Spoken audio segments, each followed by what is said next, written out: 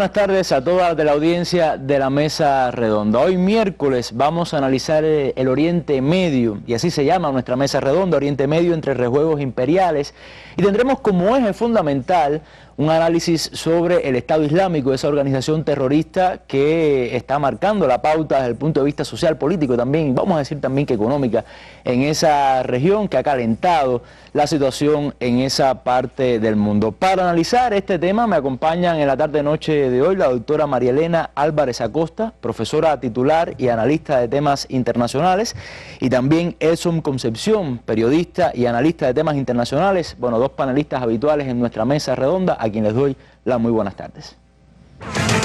Un espacio para lo mejor del pensamiento universal. Porque él está en búsqueda de un sentido, una nueva conciencia, una alteración de su estado.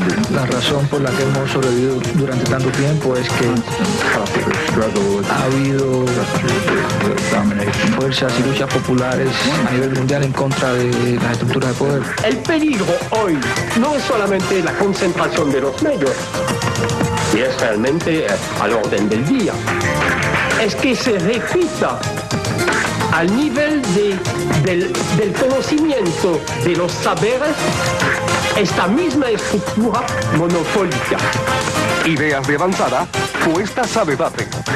No se puede ganarle a un pueblo que se junta con su gobierno totalmente, y a un gobierno que se junta con el pueblo. La izquierda tiene que afianzarse porque la forma en que opera el aparato propagandístico no puede triunfar de manera uniforme.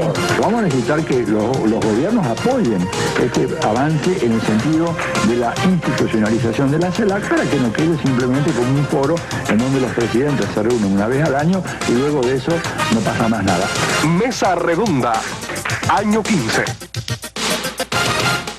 Así mismo es, 15 años de historia y bueno, con la gratificación de haber tenido a todas esas personalidades acá en nuestro panel. Vamos a comenzar con la habitual sección La Noticia del Día y nos vamos a quedar en nuestro país, la reunión de técnicos que se ocurre en estos momentos acá en La Habana, en el Palacio de las Convenciones, sobre el ébola, uno de los temas fundamentales hoy que ocupa no solamente a nuestro país, sino también a buena parte de la comunidad internacional. Veamos.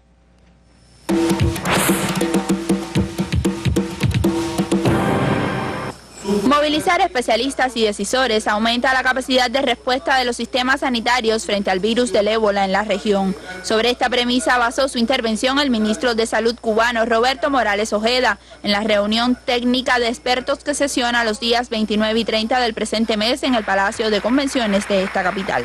Nuestro país ha implementado un plan nacional de prevención y enfrentamiento al virus del ébola que tiene como objetivo general evitar su introducción y diseminación, así como consolidar un conjunto de medidas sanitarias de vigilancia, prevención, atención y bioseguridad que posibiliten, con la participación de todos los sectores, la detención temprana de los casos y la instrumentación inmediata de acciones de control.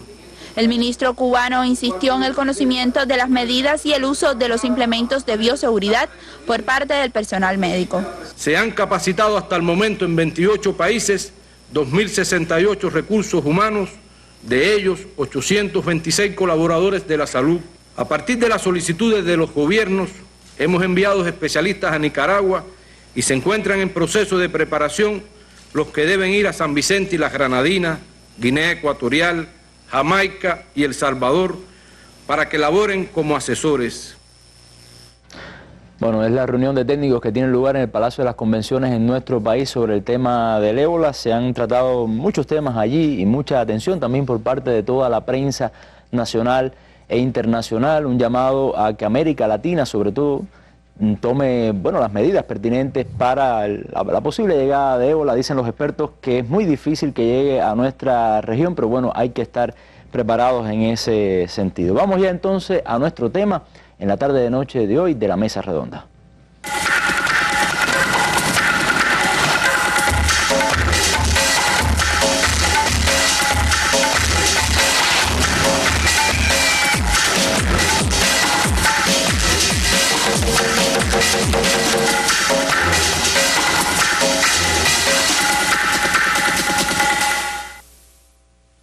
Fuerza Aérea estadounidense lanzó 4 ataques contra el grupo radical Estado Islámico en Siria y otros 7 en Irak entre ayer y hoy, informó el Mando Central de Estados Unidos. En Siria, los ataques se produjeron cerca del enclave kurdo de Kobani, en la frontera con Turquía, y lograron destruir 5 vehículos y un edificio ocupado por los islamistas. El ataque se produjo luego de que durante el fin de semana el Estado Islámico volviera a fracasar en su intento de tomar el control del barrio aduanero de Kobani, principal objetivo del grupo radical, según indica el opositor Observatorio Sirio de Derechos Humanos. En Irak, en tanto, 3 de los bombardeos se llevaron a cabo al oeste de la presa de Mosul, la represa hidroeléctrica con la que el Estado Islámico controla el suministro de agua y electricidad en el norte de Irak, otro bombardeo al sureste de Fallujah, 2 más al sur de Baiji y otro al este de Sumar. Con estos operativos, aseguró el Comando Central estadounidense, se consiguió golpear a 3 unidades de los yidaístas y a una de sus refinerías de petróleo, además de dañar uno de sus vehículos y destruir un artefacto explosivo. La coalición internacional creada para combatir a los yidaístas que colaboran con Estados Unidos en los ataques en Irak está integrada por Francia, Reino Unido, Australia, Bélgica, Dinamarca y Holanda. En cuanto a Siria, las naciones de la coalición que están lanzando ataques en ese país incluyen a Arabia Saudita, Emiratos Árabes Unidos, Jordania y Bahrein.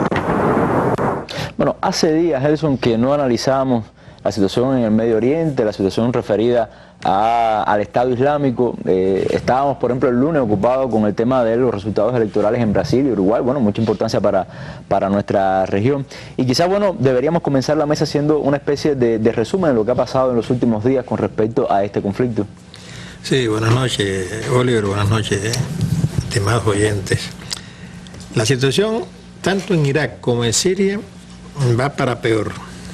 Es decir, ya los bombardeos de Estados Unidos contra territorio de Irak para combatir a los terroristas del grupo islámico comenzaron en agosto y los contra Siria comenzaron en septiembre y no han logrado detener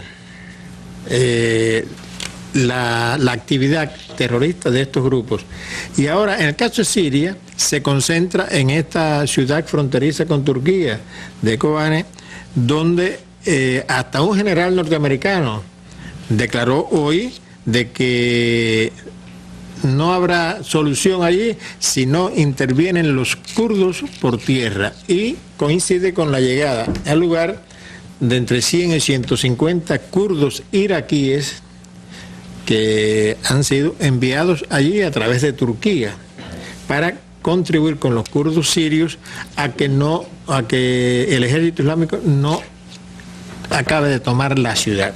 Pero una situación muy difícil porque además todos esos bombardeos que se ven ahí, que son imágenes más o menos repetidas, no resuelven los problemas y reconocen que tantos bombardeos, tanta aviación, tantos medios tecnológicos, tantos recursos militares de Estados Unidos no han logrado romper las posiciones del ejército islámico. Es decir, bombardean un objetivo aquí, pueden matar 5, 10, 15, pueden matar más si es un objetivo muy cercano a la población, pueden matar niños, pueden matar mujeres, pueden matar civiles. Eso es ya habitual, eso es ya habitual. Es habitual por eso. Entonces, pero no resuelve el problema y por eso aplauden tanto ahora para que los kurdos iraquíes vayan allí a combatir junto con los kurdos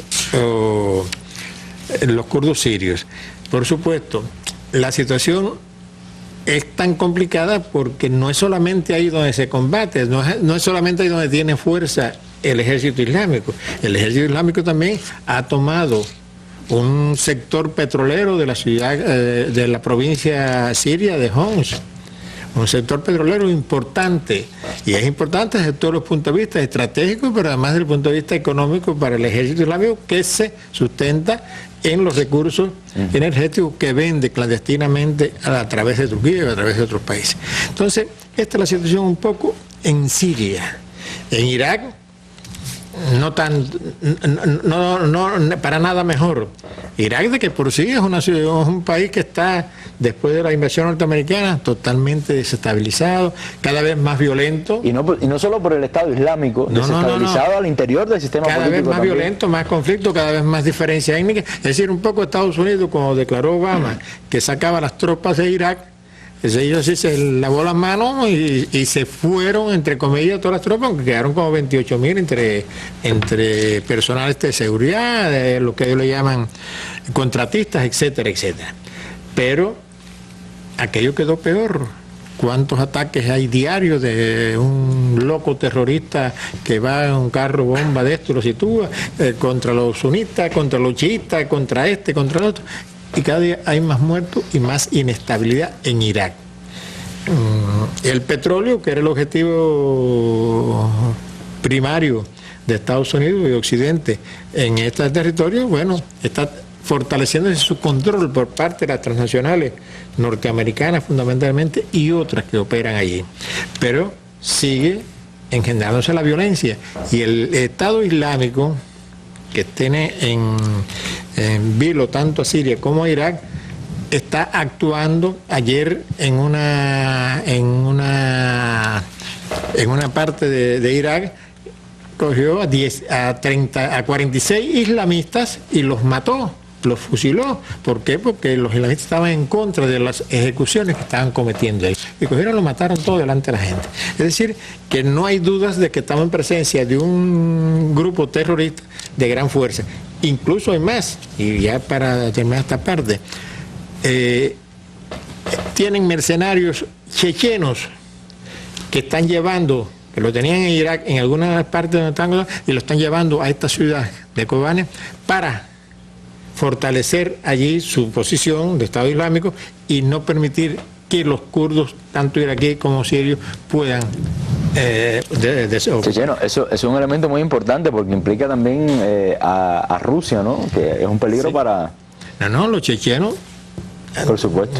Los terroristas chechenos son famosos desde hace muchos años, o hace décadas, y entonces están contra... Hay muchos terroristas de otros países que están dentro de los Estados Islámicos, no nos olvidemos eso, porque ahí hay mucho dinero. Desde que empezó Estados Unidos a financiarlo cuando la guerra era contra Siria o contra el gobierno de Bashar al-Assad, hasta hoy, con todo el petróleo que se ha podido render, hay mucho dinero tras de eso, y por eso les digo que chechenos y de otras nacionalidades también. Sí, es muy importante algo que usted ha dicho, y es como el Estado Islámico, toda esta avalancha noticiosa con respecto al Estado Islámico está ocultando también un poco la crisis que hay en el caso de Irak, la crisis gubernamental. Hay un primer ministro que no creo que haya resuelto los problemas de ese país, pero también hay una cara que es la cara humana, el sufrimiento de miles de personas, de miles de sirios, de miles de iraquíes que han tenido que abandonar sus hogares, sus casas, los territorios donde vivían por este conflicto. Veamos el siguiente reportaje sobre este tema. Recibidos con aplausos y banderas, este miércoles arribaron a Turquía los primeros combatientes kurdos de Irak que se dirigen a Siria. Su objetivo, la ciudad siria kurda de Kobane, asediada desde hace 40 días por los yihadistas de la organización extremista sunita Estado Islámico.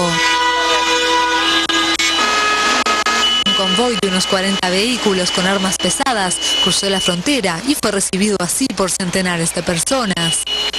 En la madrugada, otro contingente arribó a un aeropuerto al sur de Turquía y subió a 3 autobuses en dirección a la frontera siria, a unos 50 kilómetros de allí. El martes, cerca de 150 combatientes peshmergas empezaron a salir del Kurdistán iraquí para viajar a la ciudad siria. Mientras tanto, los combatientes de Kobane recibieron un nuevo apoyo en su lucha contra los yihadistas. Según un oficial turco, un grupo de rebeldes del ejército sirio libre que combate al régimen de Damasco ingresó también este miércoles a Siria desde Turquía para defender la ciudad. Bueno, es un tema que estaremos analizando un poco más adelante en nuestra mesa redonda. Vamos ahora con la doctora María Elena. Y quiero preguntarle, María Elena, sobre una noticia que salió hace poco que, en mi opinión, creo que es un buen punto de partida para un análisis. Hay una empresa que hizo una especie de auditoría con respecto a cómo se financia este Estado Islámico y dice que por concepto de las ventas de petróleo gana al año 800 millones de dólares. Esto es más de 2 millones diarios. A mí esto realmente me parece un poco raro de cómo algunas fuerzas que dicen que combaten a este Estado Islámico, bueno, se han hecho los de la vista gorda con respecto a este tema. A ver, ¿qué análisis a usted le parece pertinente con respecto a este asunto? Bueno, yo voy a hacer el análisis que hizo Cohen hablando de esto. Mira, 2 millones diarios. ¿Quién controla los mercados de petróleo en Medio Oriente y en el mundo? Las compañías estadounidenses. Hace aproximadamente un mes yo hablaba de eso aquí. O sea, y el propio vicepresidente estadounidense, el 2 de octubre, dando una conferencia en Harvard, dijo que Turquía, Arabia Saudita, Qatar participaban en esta venta. Y después se disculpó porque se había equivocado. Entonces, recientemente el subsecretario del Tesoro de Estados Unidos plantea que hay una serie de países aliados que estaban, fíjate que todo lo que estoy diciendo lo dicen los estadounidenses, y territorios estaban ayudando a sacar el petróleo, lo revendían, sobre todo el Kurdistán iraquí y Turquía, y decía que los países del Golfo, las monarquías, estaban haciendo un gran esfuerzo, porque él había ido al Golfo recientemente, en las donaciones por internet. Porque fíjate, es verdad que está el petróleo, pero ellos cobran por los secuestros. Estamos hablando de trata de personas. O sea, hay una serie, los bancos que han robado. Pero todo eso, ¿cómo se ingresa? ¿Cómo pueden venir los chechenos? ¿Por qué territorio entran? ¿Cuáles son los contactos comerciales y financieros a nivel internacional? Eso a mí me recuerda, por ejemplo, los diamantes contrabandeados en Angola o el coltán en el Congo. Es el mismo mecanismo y tienen que haber países fronterizos y tienen que haber países y compañías que compren. Cómplices.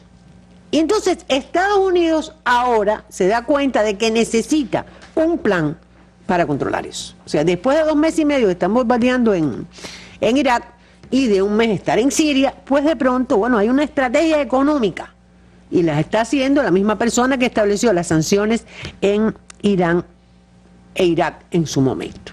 Las sanciones son las mismas, o sea, ellos quieren, fíjate, estamos hablando de un Estado que se dice que es Estado y no es Estado a la vez, pero ¿cómo tú controlas entonces esa actividad?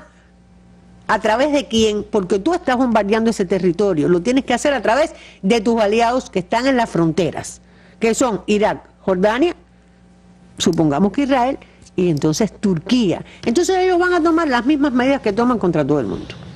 O sea, ver los bancos que tienen negocios en ese sentido, ver los comerciantes que se dedican a ello, una lista de personas que van a incluir y las personas desde fuera que participen, entonces serán castigadas y van a controlar los bancos y sobre todo las finanzas estadounidenses. Entonces estamos ante una situación que yo pienso que poco les va a pasar como en el plano militar, 2 meses y medio, como decía Elson, y ahora en el plano económico descubren que es necesario una serie de sanciones, es necesario que Turquía haga algo, es necesario que el Kurdistán haga algo. Pero entonces vamos al origen del Estado Islámico. ¿Por qué es verdad que gana 2 millones diarios? Es verdad que es un peligro. Pero ¿y quién lo ha mantenido hasta este momento? A mí me llama la atención, María Elena, es que una empresa, IHS creo que se llama esta empresa, sabía las rutas, el precio al que vende el Estado Islámico el petróleo, creo que es a 40 y tantos... 42. Mucho más barato, $42 el barril. Que sabe a quiénes se le vende, cómo los servicios de inteligencia de Estados Unidos no podían conocer eso. Porque simplemente un país, no quieren. Claro, un país que tiene hasta satélite incluso que puede ver un francotirador en una azotea. Así mismo, fíjate, te estoy diciendo, 2 meses y medio después, pues se dan cuenta, vienen con la gran noticia de que hay que controlar económicamente. Es más, fíjate, tú no tienes que tener la gran tecnología. Si tú tienes una presencia en las fronteras y ves determinadas cuentas, pues ya lo sabes. Pueden decir, María Elena no sabe nada de economía, es posible, pero ellos rigen, por ejemplo, los fondos de Cuba saben a todos los bancos que van y castigan a todos los bancos. Entonces el del Estado Islámico no. Fíjate qué interesante, encontraba para preparar la mesa. Algunos dicen que hasta el Mossad fue quien estableció, o sea, quien fundó el Estado Islámico, quien los ha ayudado. Entonces, mira, Oliver, más allá del petróleo y del sustento actual y de todo lo que Estados Unidos va a hacer, es verdad que el Estado Islámico se busca el dinero, pero es verdad que ha habido una gran cantidad de dinero para llevarlo a lo que es hoy, directo e indirectamente, porque tú lo decías, ¿dónde estaba ese Estado Islámico anteriormente? En Siria, pertenecía a la oposición. ¿Y quién le daba dinero a la oposición siria? Ya fuera islamista o no. ¿Cómo tú puedes clasificar a este le doy, a este no? Si el propio Ejército Libre Sirio ha dicho que si tiene que colaborar con Al-Nusra lo hace, que también es terrorista. Entonces, indudablemente, aquí sigue el dinero, aquí a veces se ha dicho por otros panelistas, pero Estados Unidos creo que no ha querido. Cuando se habló del plan Obama contra el Estado Islámico, se dijo que era un plan, yo dije en esta mesa que eran líneas, realmente la estrategia le faltaba. Y en este caso ahora la línea económica está allí. ¿Hasta qué punto realmente se va a hacer? ¿Hasta qué punto Estados Unidos está preocupado o puede utilizar estas medidas económicas contra otros países en el área que están ayudando al Estado Islámico y no están haciendo lo que ellos quieren? Le hace Turquía. Bueno, esa podría ser también algo que debemos tener en cuenta, porque hasta qué punto yo puedo decirle a los turcos, al Erdogan, bueno, mira, ustedes están haciendo esto y vamos a tomar medidas contra ustedes, pero yo necesito tal cosa. Entonces, mira, es un aspecto más de esta incertidumbre, de estas dinámicas cambiantes y de hasta qué punto el Estado Islámico puede también ser un rejuego en esta esfera de influencia, en el retorno de Estados Unidos a Irak. De pronto llegó a prácticamente a Bagdad. ¿Cómo es posible, como tú decías, con todos los medios que tiene Estados Unidos, que no se haya dado cuenta? Es posible, ojalá, que ellos logren controlar la economía, pero aunque controlen la economía, Oliver, sobre el terreno, el Estado Islámico tiene toda una serie de recursos que lleva a que tal vez no tengan mucho dinero para pagarles a los chechenos o a los que vienen de Europa, pero en la práctica también, además del dinero, eso pasa por la ideología y por el trabajo que ellos están haciendo de la informática y los medios masivos. A mí también me llama la atención que es mucho dinero para comprar en parte armas norteamericanas. O sea, mucho de ese dinero por toda esta red ilegal es para comprar armas norteamericanas. Ellos tienen armas norteamericanas que lograron obtener de Irak. Ahora fíjate por dónde entran las nuevas armas. ¿Cómo tú no lo compruebas? Y bueno, gracias por decirlo. O sea, desde el punto de vista económico, tú necesitas ese ejército, vestirlo, calzarlo, alimentarlo. Pero bueno, las armas, ¿por dónde entran las armas? ¿Cuáles son los aliados? ¿Cuáles son las fronteras? Entonces te decía que si Estados Unidos realmente quisiera controlar eso, yo creo que lo pudiera controlar. ¿Hasta qué punto realmente lo quiere controlar? Es lo que me cabe la duda. Muchas gracias, María Elena.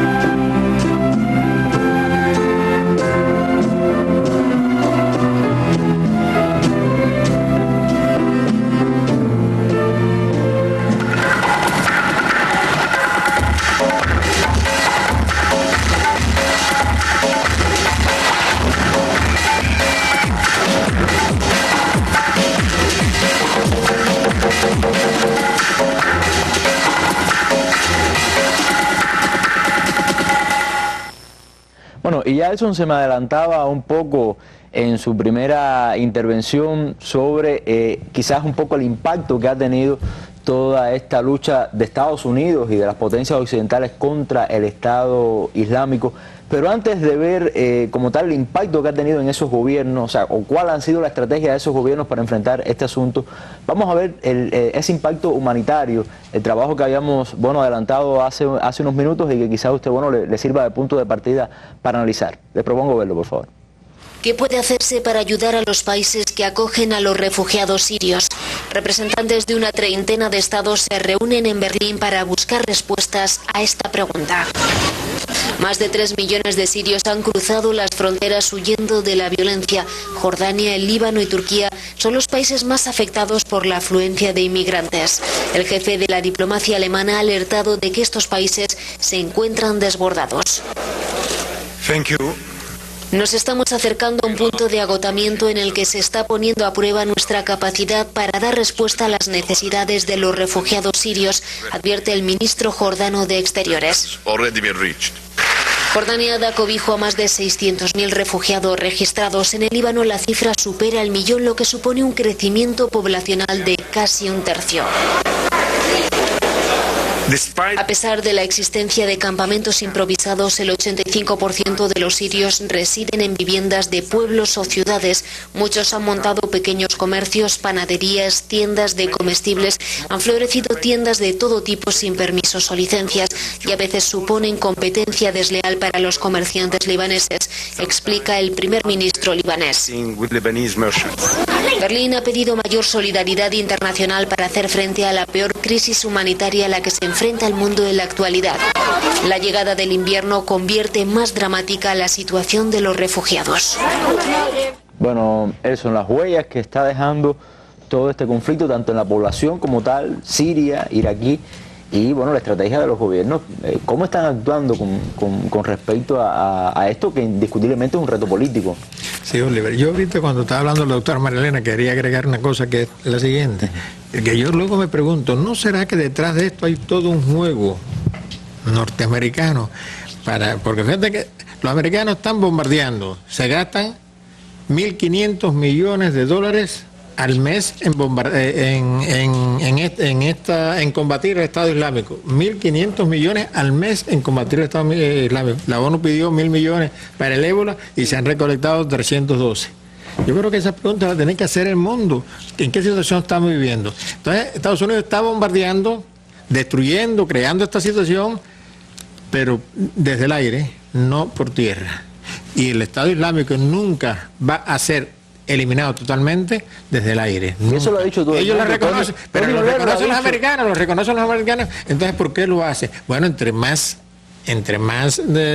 bombardeo hagan, entre más viajes hagan los aviones, entre más cruceros lancen, más gana el complejo militar industrial norteamericano. Y es un poco lo que se apareció ahorita, el juego del precio del petróleo, porque detrás están las transnacionales norteamericanas y otras detrás de todo este juego económico. Ahora, la situación que se ha creado humanitaria y la posición del gobierno, yo creo que esto se le ha ido de la mano a todo el mundo. Se le ha ido de la mano a los Estados Unidos en primer lugar y se le ha ido de la mano a la comunidad internacional. La situación en Irak es terrible. La situación en Siria es más terrible todavía. Esos millones, son más de 2 millones de personas que han tenido que huir de Siria a esta guerra en los últimos 2 o 3 años. Y en Irak ni hablar. Según la ONU, en Siria han muerto 200.000 ciudadanos sirios. 200.000 ciudadanos. Eso es parte de un genocidio. 200.000 ciudadanos entre civiles, niños, mujeres. Y entonces la situación sigue complicada. Ahora se decía ahí, pensando en el invierno. Hay que imaginarse en esos terrenos, muchos de ellos desérticos, la situación que se creará ahora con la llegada de invierno, de personas que no tienen ni comida, ni albergue, nada, viviendo en casa de campaña, los que han podido, en las situaciones. Pero en Siria, esta guerra, lo dijo el primer ministro sirio ayer, esta guerra ha costado que 30 hospitales han sido destruidos casi totalmente. 30 hospitales. ¿Para qué son los hospitales? Para curar heridos, para curar enfermos, etc. Bueno, 30 hospitales sirios están casi totalmente destruidos. 400 ambulancias han sido totalmente destruidas. 600 centros de salud y otro tipo han sido destruidos. En Siria nada más. Entonces, la situación humanitaria no es solamente de los que han podido salir de Siria vivos, los que están heridos, las familias esas que están desprotegidas, la alimentación, los alimentos no pueden llegar. Acordémonos que cuánto esfuerzo hizo Naciones Unidas para que pudiera llegar ayuda humanitaria a algunos lugares de Siria, que sobre todo en la provincia de Homs, donde los terroristas no permitían entrar. Aquí en esta mesa estuvo un día un periodista venezolano, William Parra, que yo tuve la oportunidad de entrevistarlo, y me contaba cómo es la situación ahí. De verdad que hay que vivirla para... Entonces, esta situación no tiene salida, pero ¿qué gobiernos? En el caso de Irak, el gobierno, tú mismo lo decías ahorita, está en una situación muy difícil, no puede gobernar en esta situación de incredulidad, en esta situación de bombardeo para arriba, de bombardeo para abajo. Y en el caso de Siria, el gobierno, que aunque es un gobierno fuerte, con una fuerza armada muy fuerte, un gobierno muy popular, pero bueno, está asediado por todos lados. Y ese gobierno tiene que dedicar muchos recursos y mucho tiempo a tratar de paralizar esta guerra. Entonces, es un problema... No, y también el costo a largo plazo, porque por ejemplo Siria es un país que hay que reconstruir totalmente en la práctica, cuando en el momento en que termine ese conflicto, que no se sabe cuándo va a concluir. Ahora, hay otro tema que siempre es recurrente, María Elena, y es el tema kurdo. O sea, veíamos un trabajo al principio de la mesa de kurdos iraquíes que van a Turquía para de ahí pasar a Siria, los kurdos turcos que quieren pasar a Siria a combatir, y el gobierno, bueno, no los ha dejado. O sea, hay una pregunta que muchos se hacen, y es si este combate contra el Estado Islámico sería vamos a decir, un catalizador que reimpulse la causa kurda en esa región que es tan complicada. ¿Tú te imaginas un Kurdistán con todo el petróleo que tiene Turquía, el 45% del iraquí con todo el sirio? Es una potencia. ¿Qué país en la región quiere que eso exista? Más allá de que ya he dicho en esta mesa que es no debo repetirme, que es un problema de seguridad nacional para Irán y Turquía. Yo creo que si tienen que ir a las armas, irán.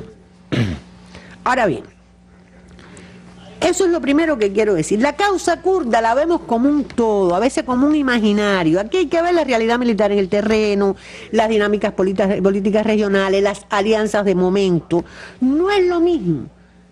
Los kurdos en Turquía, que por cierto no los dejaban cruzar, dejaron cruzar los de Irak, pero los del PKK no, porque es el partido de los trabajadores. Empezando, Mariana, mira el mapa ahí, o sea, está dividido como en 4 países. No, está Turquía, Siria, Irak, 5. Irán y bueno, Armenia, un poquito. Pero como tú puedes ver, tiene una dimensión más grande que los otros países. Y los turcos en cada uno de estos países tienen situaciones diferentes, ¿no?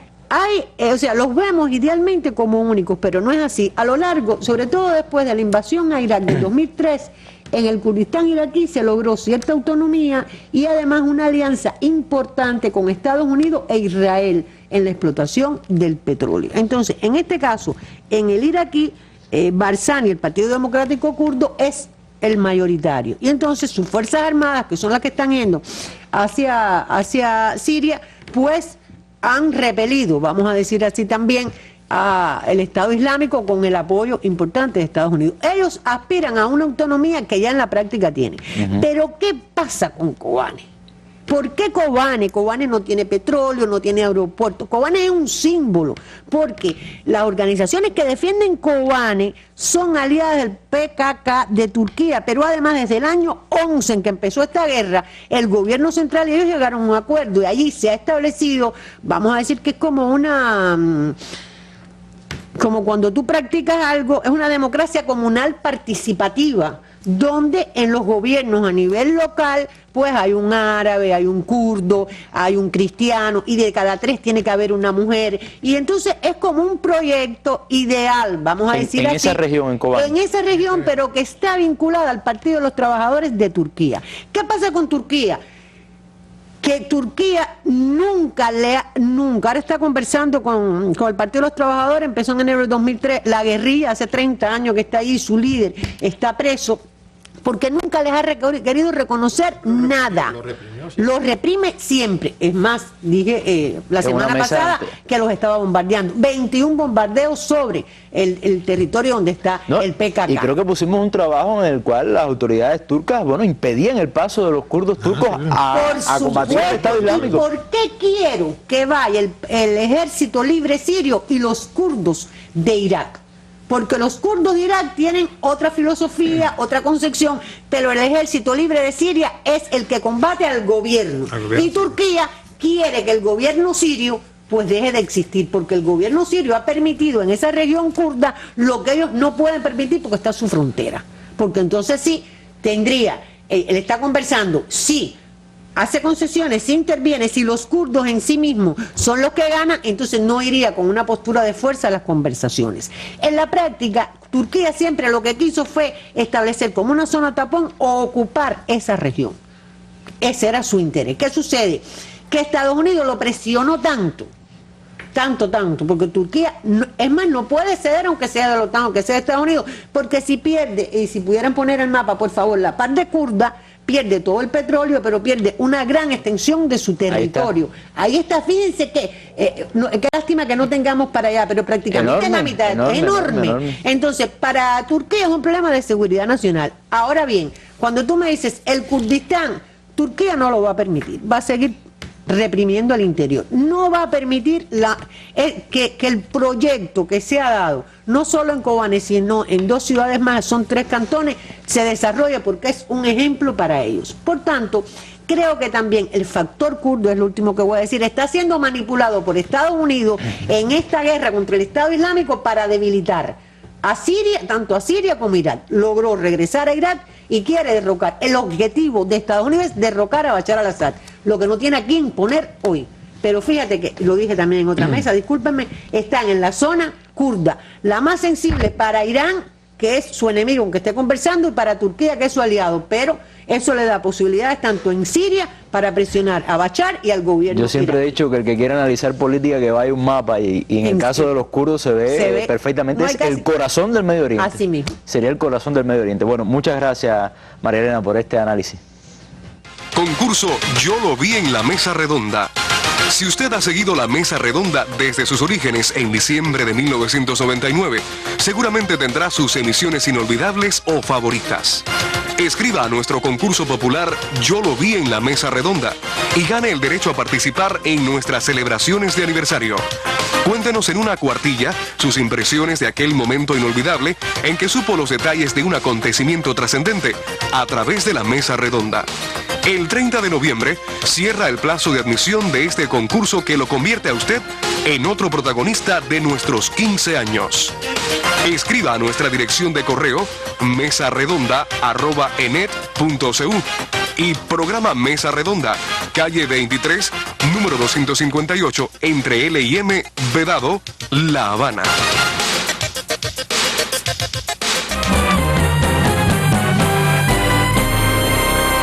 Bueno, uno de nuestros concursos, una de las actividades por estos 15 años de la Mesa Redonda. Pero hay un tema, cuando hablamos del mundo árabe y de todo esto, la parte de Oriente Medio, que hemos como que marginado un poco, sin embargo, está muy conectado.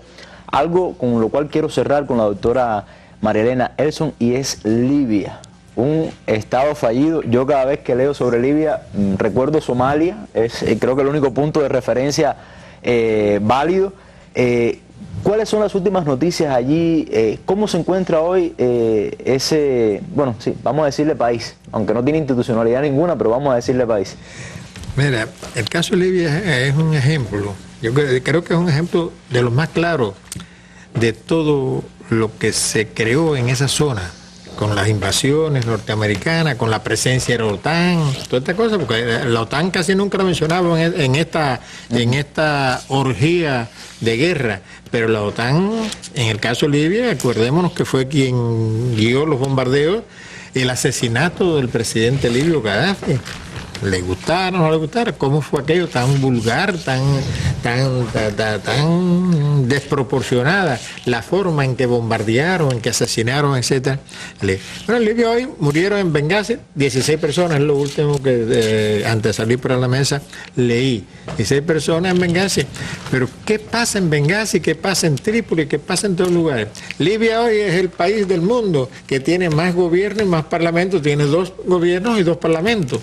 Y entonces el país del mundo, a la vez que reconoce a los norteamericanos, que reconocen las Naciones Unidas, que envió a su enviado especial allá, que es un país fallido, como tú decías, que es un país que está en una posición de no regresar.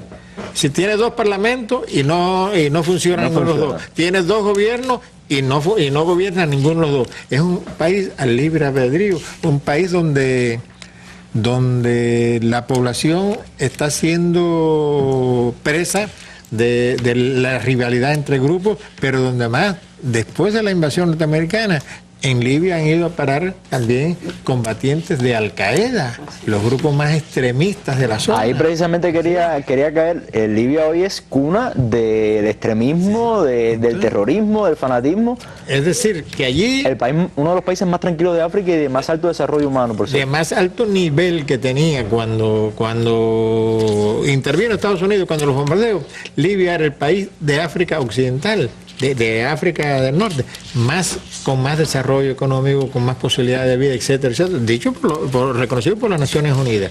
Y entonces aquello se frustró todo, se exacerbaron todas las diferencias que existían entre grupos tribales, entre etnias, etcétera, y se le dio entrada a los grupos terroristas, como se le dio entrada en Irak.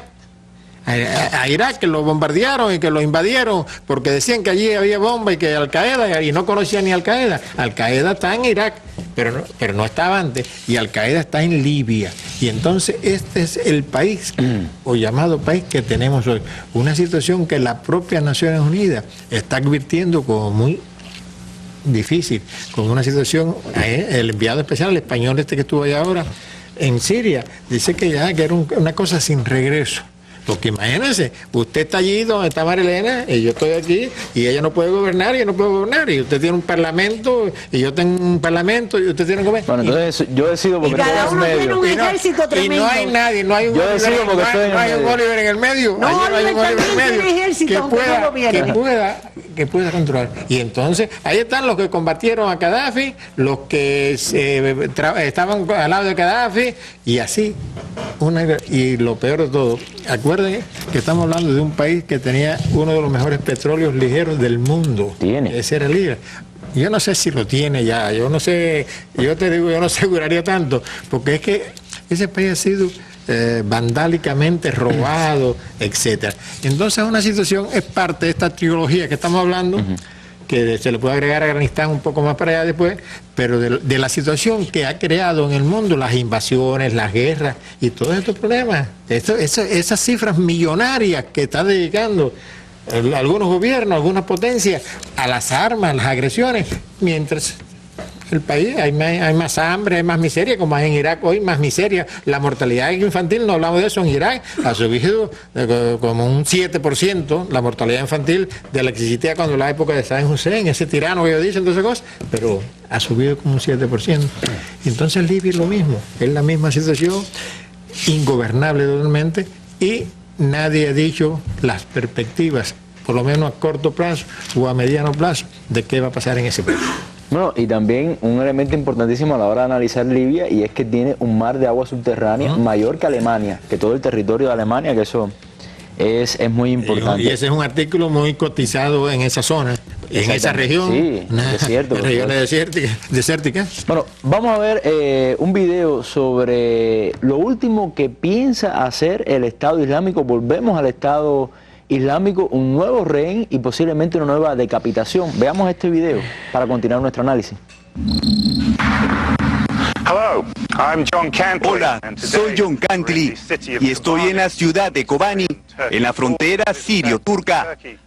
Detrás de mí está Turquía y me encuentro en el corazón de la llamada zona segura, controlada en su totalidad por el Estado Islámico. A simple vista parecería que lo que está usted viendo en pantalla es un reportero más cubriendo el conflicto en Siria. Sin embargo, aquel hombre que vemos vestido de negro es John Cantley, el periodista británico que sigue como rehén del Estado Islámico. Y es que esta agrupación terrorista decidió hacer un nuevo video donde con su ayuda cuentan al mundo que a pesar de los bombardeos de la coalición, ellos aún siguen en poder de la zona fronteriza de Kobani, un sector clave para el control entre Turquía y Siria. Ahora, si miro por aquí no encuentro a ningún medio periodístico occidental y aún así dicen que en la ciudad de Kobani el Estado Islámico está en retirada. Claramente su reporte favorece al Estado Islámico, lo que hace pensar a muchos que tal vez el prisionero británico se haya unido a las fuerzas yihadistas. Y es que quizás sea esa la única alternativa expectativa de seguir con vida. La batalla por Kobani está llegando a su fin, al contrario de lo que dicen los medios occidentales o les hacen creer. Aquí hay una guerra sin cuartel y pueden oír, aquí todo está muy tranquilo. Pero mientras Candli habla sobre que en la frontera de Kobani ya se respira tranquilidad, por otro lado estas imágenes dicen lo contrario. No se sabe con exactitud cuándo fue grabado el video y si el lugar donde lo hicieron sea en realidad Kobani. Lo cierto es que este video será de gran alivio para la familia de John al verlo aún con vida, claramente en buenas condiciones. Sí, efectivamente, porque varios periodistas ya, varios reporteros occidentales han perdido la vida decapitados a manos del Estado Islámico, y esto es muy interesante porque una de las características que tiene el Estado Islámico, y se ha dicho y se ha reconocido incluso por Estados Unidos, que es un fenómeno relativamente nuevo si se compara con Al Qaeda por el uso que hace de los medios de comunicación, lo sofisticados que son en este sentido y además la organización que tiene, y esto es un ejemplo de eso. Pero nosotros hablábamos de Libia, Marilena, no por gusto, y es para buscar un factor común con todos los problemas que están sucediendo en el mundo árabe, en el Medio Oriente, y es el extremismo, es ese fanatismo religioso, vamos a decir, esa proliferación de grupos terroristas asociados con la religión. Y bueno, yo creo que cabe una pregunta, porque hay mucha gente que asocia, yo creo que eso tiene que ver la propaganda occidental, el Islam con la violencia. Y quiero preguntarle entonces, ¿cuál es el origen de ese extremismo, de ese fanatismo, de esa violencia en esta región? ¿Y por qué tan extendida? Un curso de 48 horas. Yo sé que está dando un curso de 48 horas. Y además nos pasamos la vida debatiendo. Pero le pido llevarlo a 10 minutos. Te lo voy a tratar. ¿Quién le habrá enseñado a utilizar esos medios masivos al Estado Islámico? Hablábamos de Libia, yo decía, él tiene un arma, tú otra y yo otra. El problema es como las razas, que no existen, pero es el blanco, ese es la belleza, el negro no. Entonces, cuando tú vas a Medio Oriente, la mayoría de las personas y de los partidos no son terroristas.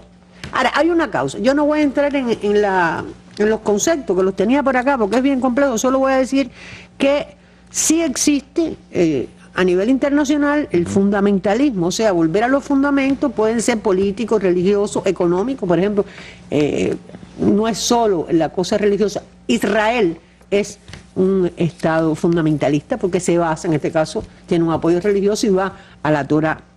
Y en el caso de Medio Oriente, se ha sobredimensionado, se sobredimensiona, se ha creado como centro del terrorismo internacional. Sin embargo, el terror y como concepto comenzó con la Revolución Francesa, precisamente la etapa del terror revolucionario. A partir de ahí se comienza a utilizar el término, no les voy a dar toda la clase por supuesto, pero inicialmente el terrorismo no se concentró en Medio Oriente, sino se veía en Europa, sobre todo en Europa, y hay varias etapas, y además durante la lucha de liberación nacional también se utilizaron actos terroristas, quiero decir, llevándolo a la más breve expresión, que es el acto que tú desarrollas para crear en la población, además, porque una guerra es otra cosa, para crear terror, para crear miedo. Ahora, en el Medio Oriente hay tres ámbitos esenciales del análisis. Desde el punto de vista interno, es una zona, vamos a decir que es propicia, que se utilizan las realidades al interior de ella, no que es propicia, se utilizan las realidades, porque no ha habido una transición histórica, Imperio Otomano hasta el 18 y después la implantación de la modernidad, del capitalismo, que sobre todo llegó con el petróleo. Tú vas a Arabia Saudita y Arabia Saudita es un estado fundamentalista junto con Israel.